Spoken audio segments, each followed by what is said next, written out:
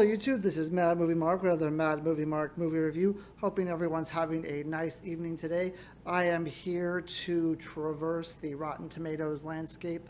I will be trying to review all movies that have a 100% fresh rating on Rotten Tomatoes. We have about 206 movies.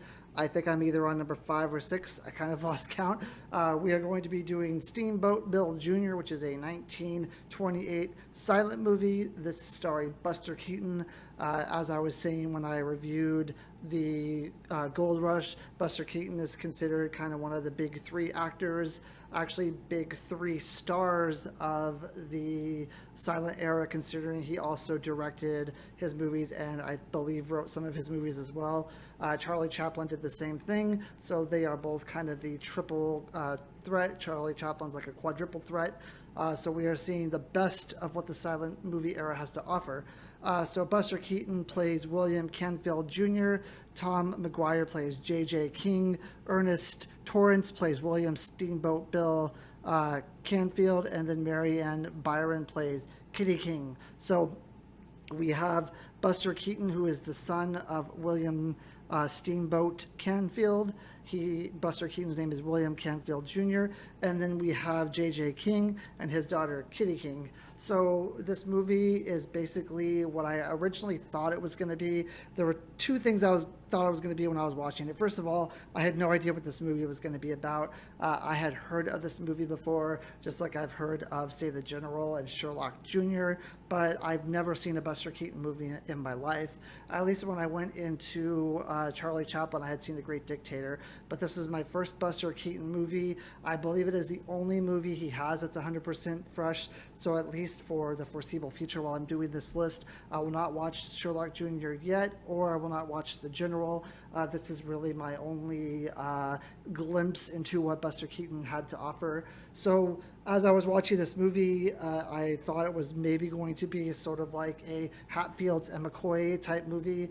And then as they started introducing more things, I thought, okay, maybe this is like a retelling of kind of Romeo and Juliet, because it seemed like it was going that way as well. I would say at the end, it kind of felt more like a Hatfield and McCoy's, but kind of with, I don't remember how the Hatfield and McCoy's ended, but this kind of has a better ending than what I would think the Hatfield and McCoy's had. So just a basic overview of what this movie is. We have William Steamboat Bill Canfield, who owns like he owns a small steamboat, but it's a big deal in the city that he lives in.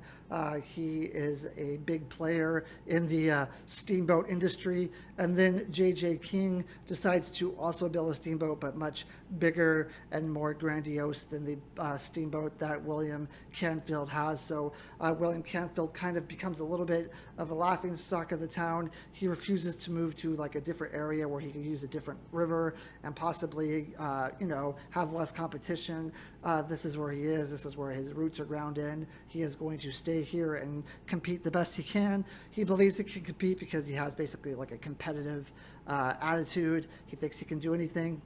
He gets a letter from his son, who is William Canfield Jr., played by Buster Keaton, that he is coming to town, that he'll be on the next train. William Canfield is elated by this news. His vision, he hasn't seen his son in a long time, but his vision for what his son is like a big, like burly, muscular kind of guy, maybe like a football player. He went to college and played football and then decided to come home and take over the steamboat business. He feels like he's going to be able to kind of build the business, take it over, really stick it to J.J. King. That's where his vision is. But when he ends up meeting his son is more of like a skinny, lanky type guy. He's a little awkward. He doesn't know a lot about anything that's going on with the steamboat industry, or he's just he acts kind of very aloof of anything that's going on in the world. He meets, or I don't know if he knew her before, but he meets Kitty King. They end up having like a attraction to each other right away. And then the competition between the two fathers heats up. Eventually, William Steamboat Bill Canfield goes to jail because he takes the competitive nature a little bit too far, and J.J. King says that he committed a crime against him by getting physical with him. He goes to jail. William Campbell Jr. tries to bust him out. He basically brings a loaf of bread with like a saw, chisel, a wrench, stuff like that in the bread. As he's going to give the bread to his father in jail, the tools end up falling out of the bread. The jail warden tries to put William Campbell Jr. in jail. He ends up punching the warden, but this is because he is made fun of. His dad says, "Give him a good punch on the face." And the warden kind of says, like, "You would never be able to hurt me. You're too skinny. You would never be able to, like, damage me in any way." So he pretends like he's going to punch him in the face and then goes for the bread basket, punches him in the stomach. And the guy falls on the floor. He is able to break his father out of jail.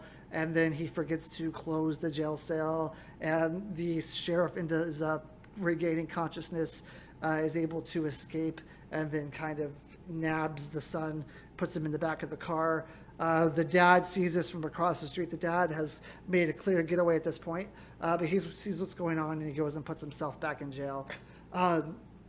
As William Campbell Jr. is being driven to the hospital where they're going to keep him before they put him back in jail, he regains, like, he kind of regains consciousness. He was knocked out by the warden when they caught him originally.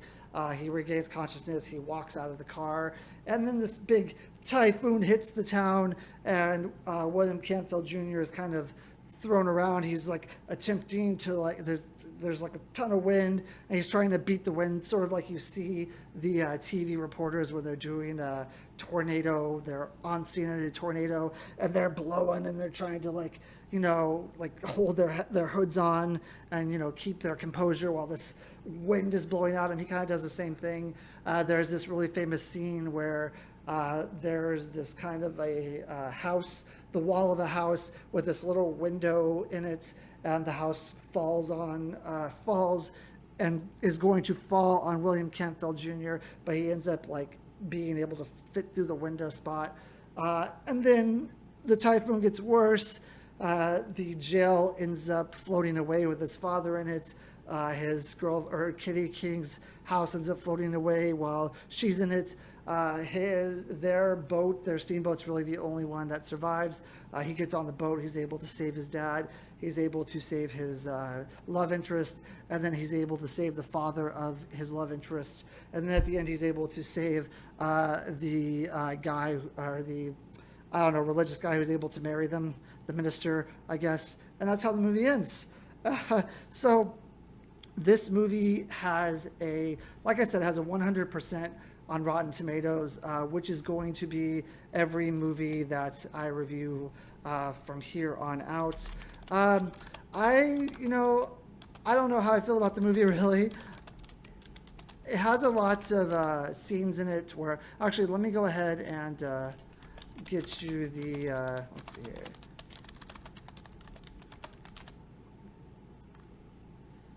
So Rotten Tomatoes, like I said, it has 100% Rotten Tomatoes critic view, and then it has a 91% for the audience view, which is very good. That's almost as high as the Gold Rush was. And I'm going to be perfectly honest here. I don't understand it. The movie is okay. It has a lot of slapstick in it. Buster Keaton is definitely a comedian here. He does a lot of physical comedy. He does a lot where he's, like, doing kind of flips on the ground. And, if you've ever seen Singing in the Rain, and there's this part where he sings Make 'Em Laugh. I think it's Donald something in that movie. He sings Make 'Em Laugh, and he's, like, doing cartwheel or flips on the wall, and he's, like, doing all sort of physical comedy. I mean, there's all of this in this movie, but to a much larger degree. So I can see how Singing in the Rain would have maybe borrowed from some of this physical comedy that Buster Keaton's doing. And I'm sure this is comedy that hasn't been seen a lot on the big screen.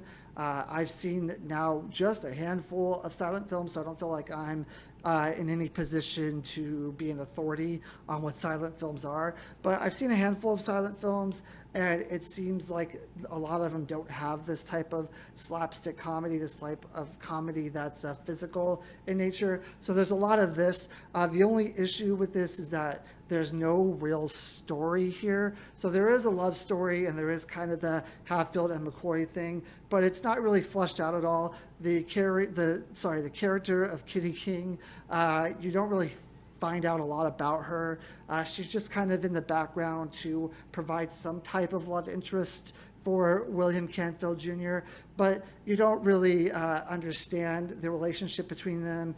You maybe don't even feel like there's that much of a spark between them because it's not really something that they decide to go into throughout the movie. The movie is basically the infighting between the two families, the two fathers, and then how William Campbell Jr. is kind of in the mix of this. Like I said, there's a lot of physical comedy that's going on, and some of it's pretty funny. And at the end, when he's doing his trying to fight the hurricane or tornado or typhoon or whatever it is, a lot of that is really good stuff. But it's at the end of the movie, it's a lot of the same things over and over again. So there's a lot of scenes where like buildings are collapsing around him, and he's narrowly missing them, and he's trying to fight the wind, and he's having a hard time doing it.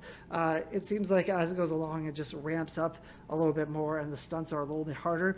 And don't get me wrong, he's a stunt devil. He does his own stunts in this movie, and the stunts seem like they're not easy to do physically. I would say that even when I was young and in fairly physical shape, good shape, I couldn't have done these. And at the end, you see a lot of him doing sort of parkour stuff too. So if you're into parkour, I'm sure you could make an argument that he was one of the godfathers of parkour, because he's definitely doing that kind of stuff at the end when he's jumping throughout the ship and jumping up and down the ship. That definitely is something that comes to mind. So what he's doing is ahead of its time as far as comedy goes, and as far as how he's doing his physical comedy, even the fact that he's directing and he's writing.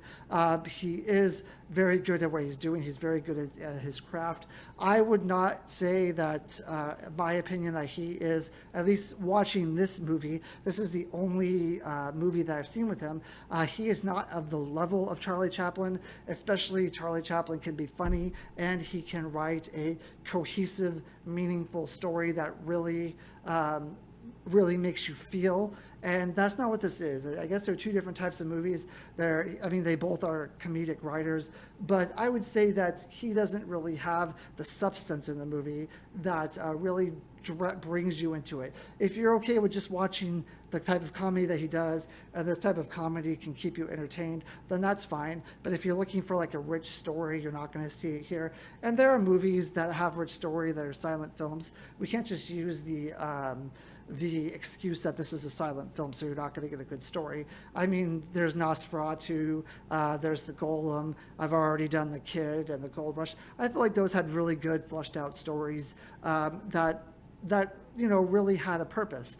But this movie, not so much. It's like I said, it's just kind of there if you like a good comedy and nothing really happening else at all. Unfortunately, I am going to give this the lowest rating so far, just because it wasn't really, it was interesting to me. It's nice to see what Buster Keaton is about, because I've heard of him before and I've heard of his movies before. So I'm really happy that I was able to see it, see his type of comedy, even though I've seen it before. He's kind of, I guess, the godfather of other people coming up and doing this kind of comedy. So it's nice to see when it was done originally and how it was done and how people have perfected it over the years. But I'm going to give this a 7 out of 10, which I think is still a pretty solid score. Definitely lower than anything that Rotten Tomatoes is doing, giving it 100% and 91 for the audience. So I'm willing to admit that maybe I just don't get it. I just don't understand this type of comedy. And maybe it's just not a movie that's for me. So yes, I am not saying that my opinion is the end all be all, or that my opinion is necessarily correct. But this movie just, it wasn't really all that special to me. So I'm going to go ahead and keep it at a 7. Thank you for viewing, as always. I hope you have a good day. And I believe that my next movie is going to be The Man Who Laughs. I'm really excited for this movie, and I hope you guys will join me next time. Thank you. Have a good day.